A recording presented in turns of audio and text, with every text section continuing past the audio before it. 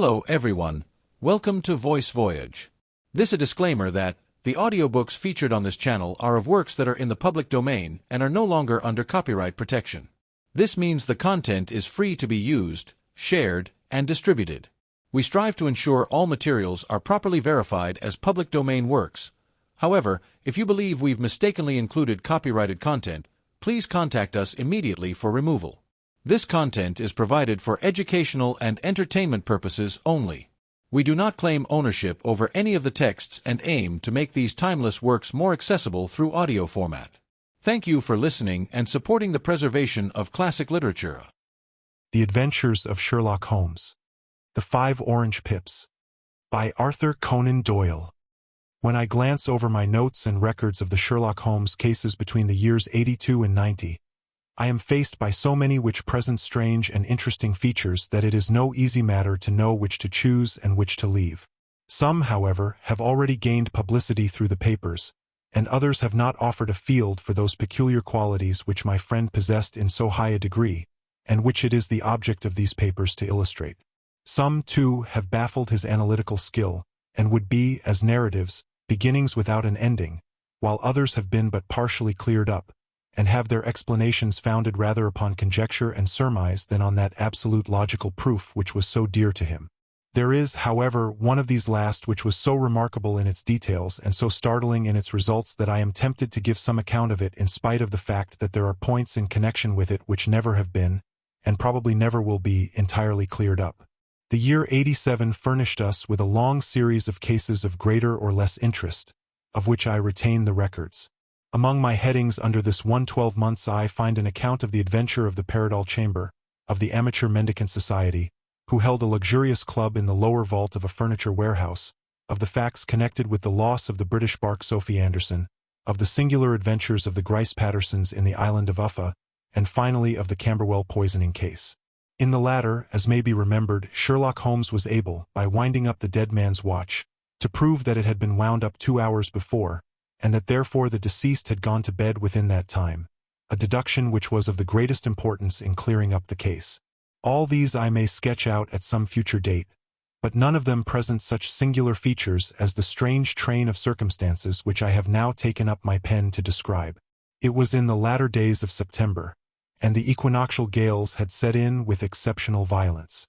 All day the wind had screamed and the rain had beaten against the windows, so that even here in the heart of great, handmade London we were forced to raise our minds for the instant from the routine of life and to recognize the presence of those great elemental forces which shriek at mankind through the bars of his civilization, like untamed beasts in a cage. As evening drew in, the storm grew higher and louder, and the wind cried and sobbed like a child in the chimney. Sherlock Holmes sat moodily at one side of the fireplace cross-indexing his records of crime, while I at the other was deep in one of Clark Russell's fine sea stories until the howl of the gale from without seemed to blend with the text, and the splash of the rain to lengthen out into the long swash of the sea waves. My wife was on a visit to her mother's, and for a few days I was a dweller once more in my old quarters at Baker Street. "Why," said I, glancing up at my companion, "that was surely the bell. Who could come tonight? Some friend of yours, perhaps?" "Except yourself I have none," he answered. "I do not encourage visitors." "A client, then? If so, it is a serious case. Nothing less would bring a man out on such a day and at such an hour. But I take it that it is more likely to be some crony of the landlady's." Sherlock Holmes was wrong in his conjecture, however, for there came a step in the passage and a tapping at the door. He stretched out his long arm to turn the lamp away from himself and towards the vacant chair upon which a newcomer must sit. "Come in," said he.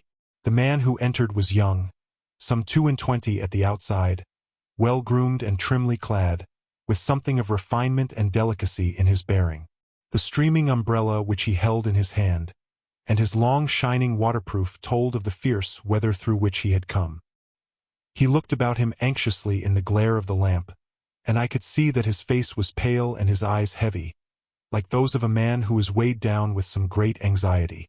"I owe you an apology," he said, raising his golden pince-nez to his eyes. "I trust that I am not intruding. I fear that I have brought some traces of the storm and rain into your snug chamber." "Give me your coat and umbrella," said Holmes. They may rest here on the hook and will be dry presently. You have come up from the southwest, I see. Yes, from Horsham. That clay and chalk mixture which I see upon your toe caps is quite distinctive. I have come for advice. That is easily got. And help. That is not always so easy. I have heard of you, Mr. Holmes. I heard from Major Prendergast how you saved him in the Tankerville Club scandal. Ah, of course. He was wrongfully accused of cheating at cards. He said that you could solve anything. He said too much, that you are never beaten. I have been beaten 4 times. 3 times by men, and once by a woman. But what is that compared with the number of your successes? It is true that I have been generally successful. Then you may be so with me. I beg that you will draw your chair up to the fire and favor me with some details as to your case. It is no ordinary one. None of those which come to me are. I am the last court of appeal. And yet I question, sir, whether, in all your experience, you have ever listened to a more mysterious and inexplicable chain of events than those which have happened in my own family. You fill me with interest, said Holmes. Pray give us the essential facts from the commencement, and I can afterwards question you as to those details which seem to me to be most important. The young man pulled his chair up and pushed his wet feet out towards the blaze. My name, said he, is John Openshaw, but my own affairs have, as far as I can understand, little to do with this awful business.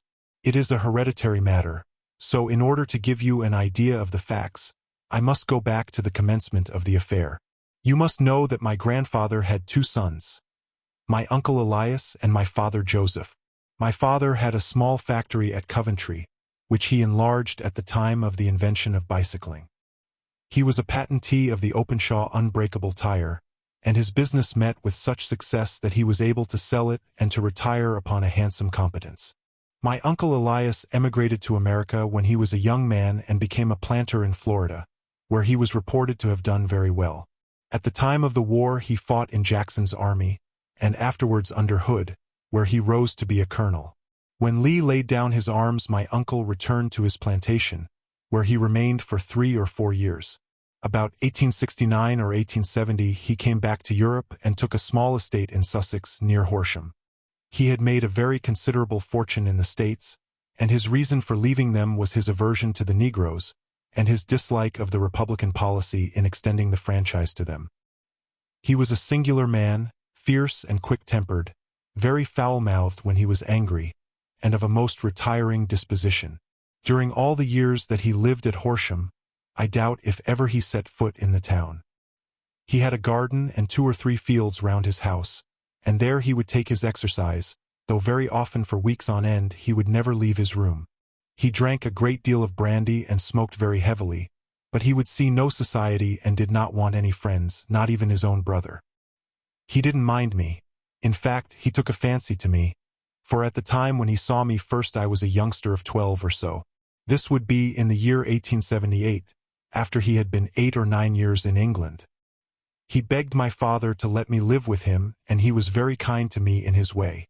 When he was sober he used to be fond of playing backgammon and draughts with me, and he would make me his representative both with the servants and with the tradespeople, so that by the time that I was 16 I was quite master of the house. I kept all the keys and could go where I liked and do what I liked, so long as I did not disturb him in his privacy. There was one singular exception, however, for he had a single room, a lumber room up among the attics, which was invariably locked, and which he would never permit either me or anyone else to enter. With a boy's curiosity I have peeped through the keyhole, but I was never able to see more than such a collection of old trunks and bundles as would be expected in such a room. One day, it was in March 1883, a letter with a foreign stamp lay upon the table in front of the colonel's plate. It was not a common thing for him to receive letters, for his bills were all paid in ready money, and he had no friends of any sort. "From India," said he as he took it up, "Pondicherry postmark. What can this be?" Opening it hurriedly, out there jumped 5 little dried orange pips, which pattered down upon his plate. I began to laugh at this, but the laugh was struck from my lips at the sight of his face. His lip had fallen, his eyes were protruding, his skin the color of putty, and he glared at the envelope which he still held in his trembling hand. K. he shrieked, and then, my God, my sins have overtaken me. What is it, uncle? I cried. Death, said he, and rising from the table he retired to his room, leaving me palpitating with horror. I took up the envelope and saw scrawled in red ink upon the inner flap, just above the gum, the letter K 3 times repeated. There was nothing else save the 5 dried pips. What could be the reason of his overpowering terror? I left the breakfast table, and as I ascended the stair I met him coming down with an old rusty key, which must have belonged to the attic, in one hand, and a small brass box, like a cash box, in the other. They may do what they like, but I'll checkmate them still, said he with an oath. Tell Mary that I shall want a fire in my room today, and send down to Fordham the Horsham lawyer. I did as he ordered, and when the lawyer arrived I was asked to step up to the room. The fire was burning brightly, and in the grate there was a mass of black, fluffy ashes, as of burned paper, while the brass box stood open and empty beside it. As I glanced at the box I noticed, with a start, that upon the lid was printed the treble K which I had read in the morning upon the envelope. I wish you, John, said my uncle, to witness my will. I leave my estate, with all its advantages and all its disadvantages, to my brother, your father, whence it will, no doubt, descend to you. If you can enjoy it in peace, well and good. If you find you cannot, take my advice, my boy, and leave it to your deadliest enemy. I am sorry to give you such a two-edged thing, but I can't say what turn things are going to take. Kindly sign the paper where Mr. Fordham shows you. I signed the paper as directed, and the lawyer took it away with him. The singular incident made, as you may think, the deepest impression upon me, and I pondered over it and turned it every way in my mind without being able to make anything of it.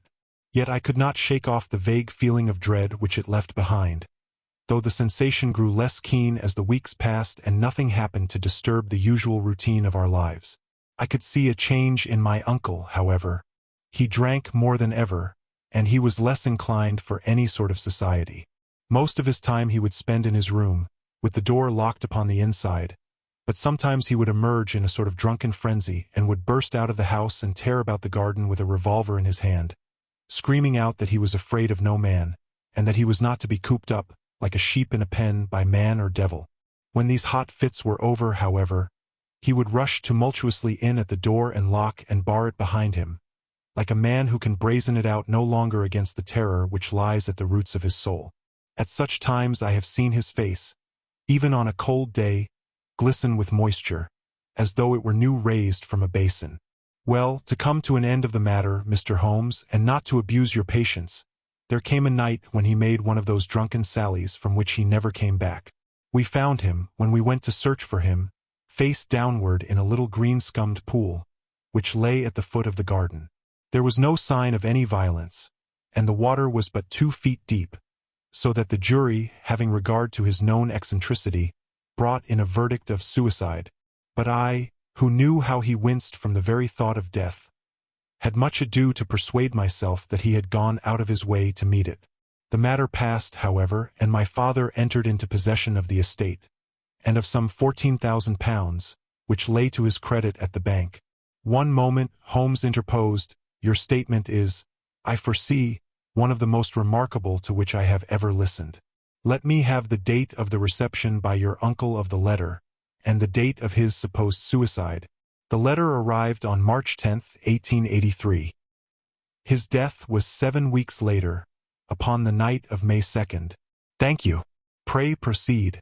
When my father took over the Horsham property, he, at my request, made a careful examination of the attic, which had been always locked up. We found the brass box there, although its contents had been destroyed. On the inside of the cover was a paper label, with the initials of KKK repeated upon it, and letters, memoranda, receipts, and a register written beneath. These, we presume, indicated the nature of the papers which had been destroyed by Colonel Openshaw. For the rest, there was nothing of much importance in the attic save a great many scattered papers and notebooks bearing upon my uncle's life in America. Some of them were of the wartime and showed that he had done his duty well and had borne the repute of a brave soldier. Others were of a date during the reconstruction of the Southern states, and were mostly concerned with politics, for he had evidently taken a strong part in opposing the carpetbag politicians who had been sent down from the north. Well, it was the beginning of '84 when my father came to live at Horsham, and all went as well as possible with us until the January of '85. On the fourth day after the new year I heard my father give a sharp cry of surprise as we sat together at the breakfast table. There he was, sitting with a newly opened envelope in one hand and 5 dried orange pips in the outstretched palm of the other one. He had always laughed at what he called my cock-and-bull story about the colonel, but he looked very scared and puzzled now that the same thing had come upon himself. "Why, what on earth does this mean, John?" he stammered. My heart had turned to lead. "It is KKK," said I. He looked inside the envelope. "So it is," he cried. "Here are the very letters. But what is this written above them?" "Put the papers on the sundial," I read, peeping over his shoulder. "What papers? What sundial?" he asked. "The sundial in the garden." "There is no other," said I. "But the papers must be those that are destroyed." "Pooh!" said he, gripping hard at his courage. "We are in a civilized land here, and we can't have tomfoolery of this kind. Where does the thing come from?" "From Dundee," I answered, glancing at the postmark. "Some preposterous practical joke," said he. "What have I to do with sundials and papers? I shall take no notice of such nonsense." "I should certainly speak to the police," I said, "and be laughed at for my pains." "Nothing of the sort." "Then let me do so?" "No, I forbid you. I won't have a fuss made about such nonsense." It was in vain to argue with him, for he was a very obstinate man. I went about, however, with a heart which was full of forebodings. On the third day after the coming of the letter my father went from home to visit an old friend of his, Major Freebody, who is in command of one of the forts upon Portsdown Hill. I was glad that he should go, for it seemed to me that he was farther from danger when he was away from home. In that, however, I was in error. Upon the second day of his absence I received a telegram from the Major, imploring me to come at once. My father had fallen over one of the deep chalk pits which abound in the neighborhood, and was lying senseless, with a shattered skull. I hurried to him, but he passed away without having ever recovered his consciousness. He had, as it appears, been returning from Fareham in the twilight, and as the country was unknown to him, and the chalk pit unfenced, the jury had no hesitation in bringing in a verdict of death from accidental causes. Carefully as I examined every fact connected with his death, I was unable to find anything which could suggest the idea of murder. There were no signs of violence, no footmarks, no robbery, no record of strangers having been seen upon the roads. And yet I need not tell you that my mind was far from at ease, and that I was well nigh certain that some foul plot had been woven round him. In this sinister way I came into my inheritance. You will ask me why I did not dispose of it. I answer, because I was well convinced that our troubles were in some way dependent upon an incident in my uncle's life, and that the danger would be as pressing in one house as in another. It was in January '85 that my poor father met his end, and 2 years and 8 months have elapsed since then. During that time I have lived happily at Horsham, and I had begun to hope that this curse had passed away from the family, and that it had ended with the last generation. I had begun to take comfort too soon, however. Yesterday morning the blow fell in the very shape in which it had come upon my father. The young man took from his waistcoat a crumpled envelope, and turning to the table he shook out upon it 5 little dried orange pips. "This is the envelope," he continued. "The postmark is London, Eastern Division. Within are the very words which were upon my father's last message. KKK, and then put the papers on the sundial." "What have you done?" asked Holmes. "Nothing. Nothing, to tell the truth." He sank his face into his thin, white hands. I have felt helpless. I have felt like one of those poor rabbits when the snake is writhing towards it. I seem to be in the grasp of some resistless, inexorable evil, which no foresight and no precautions can guard against. "Tut, tut," cried Sherlock Holmes. "You must act, man, or you are lost. Nothing but energy can save you. This is no time for despair. I have seen the police. Ah, but they listened to my story with a smile. I am convinced that the inspector has formed the opinion that the letters are all practical jokes, and that the deaths of my relations were really accidents, as the jury stated, and were not to be connected with the warnings. Holmes shook his clenched hands in the air. Incredible imbecility, he cried.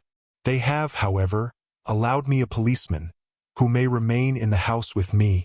Has he come with you tonight? No. His orders were to stay in the house. Again Holmes raved in the air. Why did you come to me? He said. And, above all, why did you not come at once? I did not know. It was only today that I spoke to Major Prendergast about my troubles, and was advised by him to come to you. It is really 2 days since you had the letter. We should have acted before this. You have no further evidence, I suppose, than that which you have placed before us. No suggestive detail which might help us. There is one thing, said John Openshaw. He rummaged in his coat pocket, and, drawing out a piece of discolored, blue-tinted paper, he laid it out upon the table. I have some remembrance, said he, that on the day when my uncle burned the papers I observed that the small, unburned margins which lay amid the ashes were of this particular color. I found this single sheet upon the floor of his room, and I am inclined to think that it may be one of the papers which has, perhaps, fluttered out from among the others, and in that way has escaped destruction. Beyond the mention of pips, I do not see that it helps us much. I think myself that it is a page from some private diary. The writing is undoubtedly my uncle's. Holmes moved the lamp, and we both bent over the sheet of paper, which showed by its ragged edge that it had indeed been torn from a book. It was headed, March, 1869, and beneath were the following enigmatical notices. 4th. Hudson came. Same old platform. 7th. Set the pips on Macaulay, Paramore, and John Swain of St. Augustine. 9th. Macaulay cleared. 10th. John Swain cleared. 12th. Visited Paramore. All well. Thank you, said Holmes, folding up the paper and returning it to our visitor. And now you must on no account lose another instant. We cannot spare time even to discuss what you have told me. You must get home instantly and act. What shall I do? There is but one thing to do. It must be done at once. You must put this piece of paper which you have shown us into the brass box which you have described. You must also put in a note to say that all the other papers were burned by your uncle, and that this is the only one which remains. You must assert that in such words as will carry conviction with them. Having done this, you must at once put the box out upon the sundial as directed. Do you understand? Entirely. Do not think of revenge or anything of the sort at present. I think that we may gain that by means of the law, but we have our web to weave, while theirs is already woven. The first consideration is to remove the pressing danger which threatens you. The second is to clear up the mystery and to punish the guilty parties. I thank you, said the young man, rising and pulling on his overcoat. You have given me fresh life and hope. I shall certainly do as you advise. Do not lose an instant, and, above all, take care of yourself in the meanwhile, for I do not think that there can be a doubt that you are threatened by a very real and imminent danger. How do you go back? By train from Waterloo. It is not yet 9. The streets will be crowded, so I trust that you may be in safety. And yet you cannot guard yourself too closely. I am armed. That is well. Tomorrow I shall set to work upon your case. I shall see you at Horsham, then? No, your secret lies in London. It is there that I shall seek it. Then I shall call upon you in a day, or in 2 days, with news as to the box and the papers. I shall take your advice in every particular. He shook hands with us and took his leave. Outside the wind still screamed and the rain splashed and pattered against the windows. This strange, wild story seemed to have come to us from amid the mad elements, blown in upon us like a sheet of seaweed in a gale, and now to have been reabsorbed by them once more.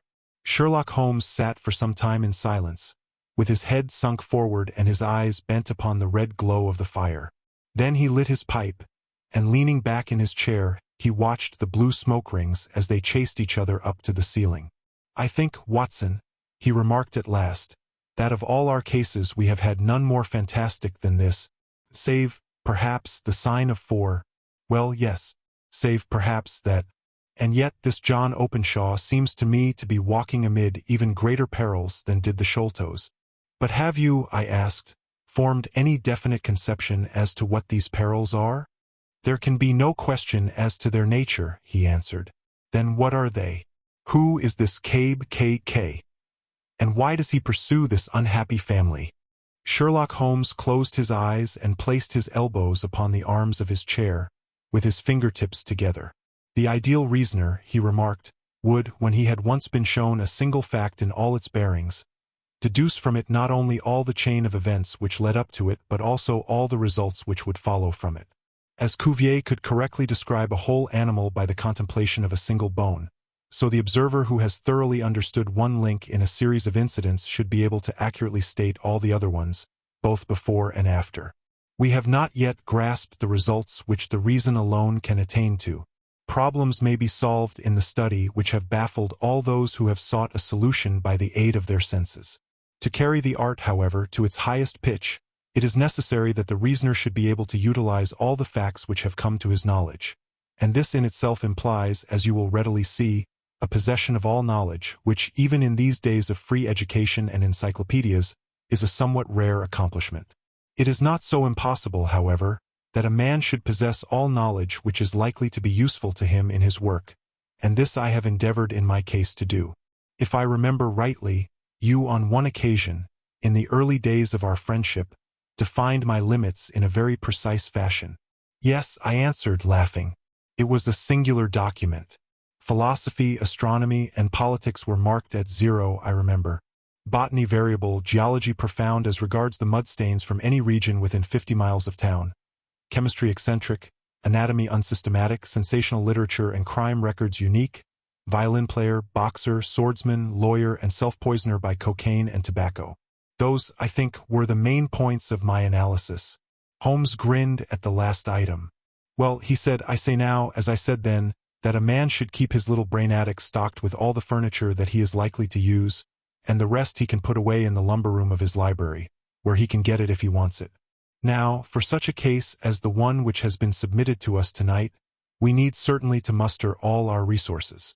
Kindly hand me down the letter K of the American Encyclopedia which stands upon the shelf beside you. Thank you. Now let us consider the situation and see what may be deduced from it. In the first place, we may start with a strong presumption that Colonel Openshaw had some very strong reason for leaving America. Men at his time of life do not change all their habits and exchange willingly the charming climate of Florida for the lonely life of an English provincial town. His extreme love of solitude in England suggests the idea that he was in fear of someone or something, so we may assume as a working hypothesis that it was fear of someone or something which drove him from America. As to what it was he feared, we can only deduce that by considering the formidable letters which were received by himself and his successors. Did you remark the postmarks of those letters? The first was from Pondicherry, the second from Dundee, and the third from London, from East London. What do you deduce from that? They are all seaports. That the writer was on board of a ship. Excellent. We have already a clue. There can be no doubt that the strong probability, is that the writer was on board of a ship. And now let us consider another point. In the case of Pondicherry, 7 weeks elapsed between the threat and its fulfillment. In Dundee it was only some 3 or 4 days. Does that suggest anything? A greater distance to travel. But the letter had also a greater distance to come. Then I do not see the point. There is at least a presumption that the vessel in which the man or men are is a sailing ship. It looks as if they always send their singular warning or token before them when starting upon their mission. You see how quickly the deed followed the sign when it came from Dundee. If they had come from Pondicherry in a steamer, they would have arrived almost as soon as their letter. But, as a matter of fact, 7 weeks elapsed. I think that those 7 weeks represented the difference between the mailboat which brought the letter and the sailing vessel which brought the writer. It is possible. More than that, it is probable. And now you see the deadly urgency of this new case, and why I urged young Openshaw to caution. The blow has always fallen at the end of the time which it would take the senders to travel the distance. But this one comes from London, and therefore we cannot count upon delay. Good God! I cried. What can it mean, this relentless persecution? The papers which Openshaw carried are obviously of vital importance to the person or persons in the sailing ship. I think that it is quite clear that there must be more than one of them. A single man could not have carried out 2 deaths in such a way as to deceive a coroner's jury. There must have been several in it, and they must have been men of resource and determination. Their papers they mean to have be the holder of them who it may. In this way you see KKK ceases to be the initials of an individual and becomes the badge of a society. But of what society? Have you never, said Sherlock Holmes, bending forward and sinking his voice, have you never heard of the Ku Klux Klan? I never have. Holmes turned over the leaves of the book upon his knee. Here it is, said he presently. Ku Klux Klan. A name derived from the fanciful resemblance to the sound produced by cocking a rifle. This terrible secret society was formed by some ex-Confederate soldiers in the southern states after the Civil War, and it rapidly formed local branches in different parts of the country, notably in Tennessee, Louisiana, the Carolinas, Georgia, and Florida. Its power was used for political purposes, principally for the terrorizing of the Negro voters and the murdering and driving from the country of those who were opposed to its views. Its outrages were usually preceded by a warning sent to the marked man in some fantastic but generally recognized shape. A sprig of oak leaves in some parts, melon seeds or orange pips in others. On receiving this, the victim might either openly abjure his former ways, or might fly from the country. If he braved the matter out, death would unfailingly come upon him, and usually in some strange and unforeseen manner. So perfect was the organization of the society, and so systematic its methods, that there is hardly a case upon record where any man succeeded in braving it with impunity, or in which any of its outrages were traced home to the perpetrators. For some years the organization flourished in spite of the efforts of the United States government and of the better classes of the community in the South. Eventually, in the year 1869, the movement rather suddenly collapsed, although there have been sporadic outbreaks of the same sort since that date. You will observe, said Holmes, laying down the volume, that the sudden breaking up of the society was coincident with the disappearance of Openshaw from America with their papers. It may well have been cause and effect. It is no wonder that he and his family have some of the more implacable spirits upon their track. You can understand that this register and diary may implicate some of the first men in the South, and that there may be many who will not sleep easy at night until it is recovered. Then the page we have seen is such as we might expect. It ran, if I remember right, sent the pips to a B and C. That is, sent the society's warning to them.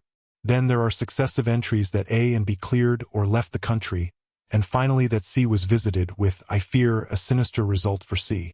Well, I think, Doctor, that we may let some light into this dark place, and I believe that the only chance young Openshaw has in the meantime is to do what I have told him.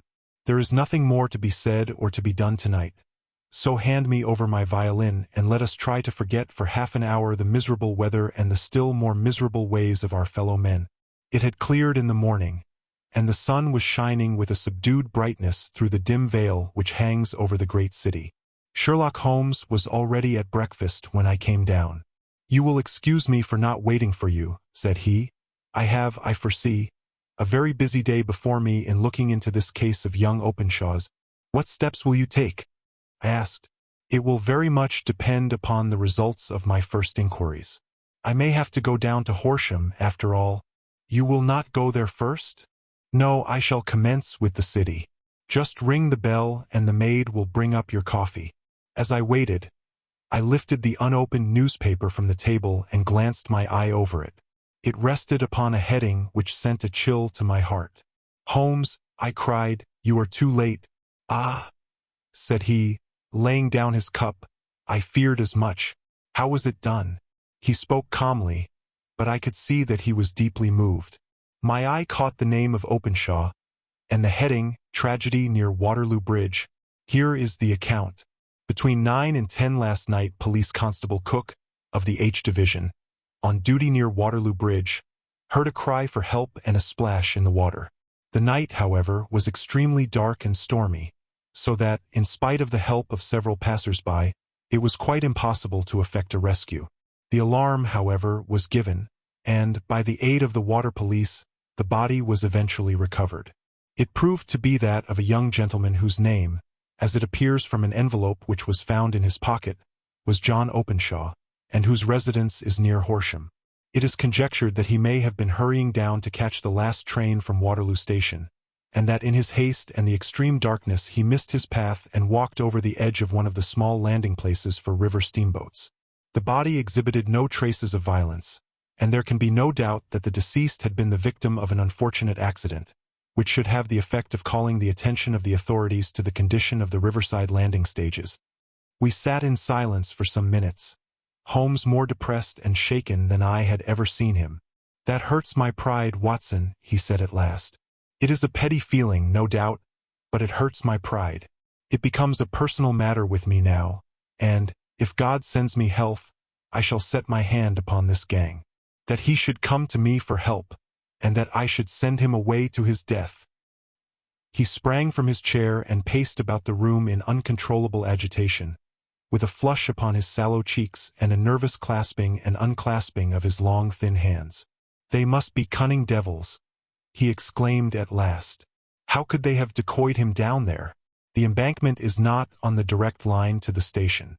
The bridge, no doubt, was too crowded, even on such a night, for their purpose. Well, Watson, we shall see who will win in the long run. I am going out now." "To the police?" "No. I shall be my own police. When I have spun the web they may take the flies, but not before. All day I was engaged in my professional work, and it was late in the evening before I returned to Baker Street. Sherlock Holmes had not come back yet. It was nearly 10 o'clock before he entered, looking pale and worn. He walked up to the sideboard, and tearing a piece from the loaf he devoured it voraciously, washing it down with a long draught of water. "You are hungry," I remarked. "Starving." It had escaped my memory. "I have had nothing since breakfast." "Nothing?" "Not a bite. I had no time to think of it." "And how have you succeeded?" "Well, you have a clue?"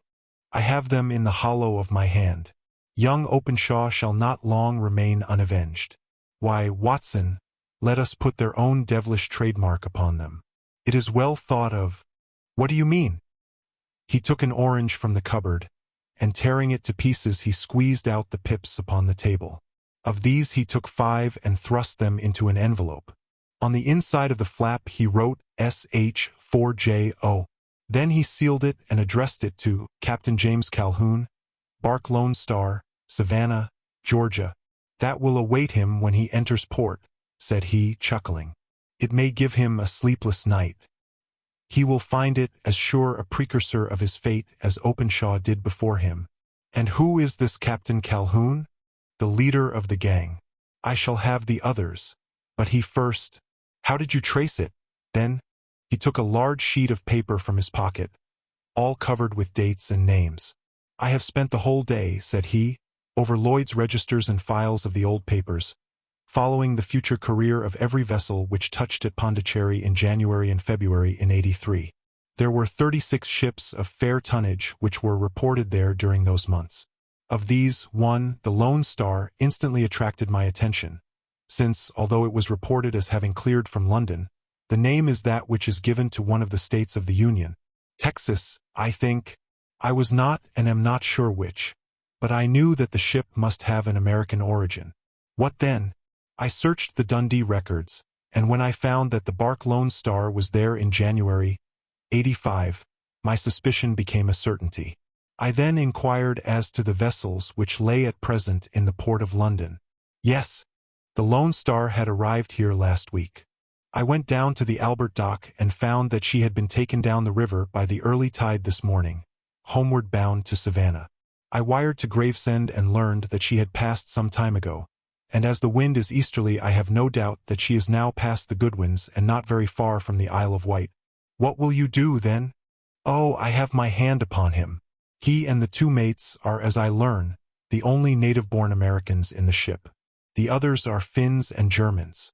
I know also that they were all 3 away from the ship last night. I had it from the stevedore who has been loading their cargo. By the time that their sailing ship reaches Savannah, the mailboat will have carried this letter, and the cable will have informed the police of Savannah that these 3 gentlemen are badly wanted here upon a charge of murder. There is ever a flaw, however, in the best laid of human plans, and the murderers of John Openshaw were never to receive the orange pips which would show them that another, as cunning and as resolute as themselves, was upon their track. Very long and very severe were the equinoctial gales that year. We waited long for news of the Lone Star of Savannah, but none ever reached us. We did at last hear that somewhere far out in the Atlantic a shattered sternpost of a boat was seen swinging in the trough of a wave, with the letters L.S. carved upon it, and that is all which we shall ever know of the fate of the Lone Star. The end.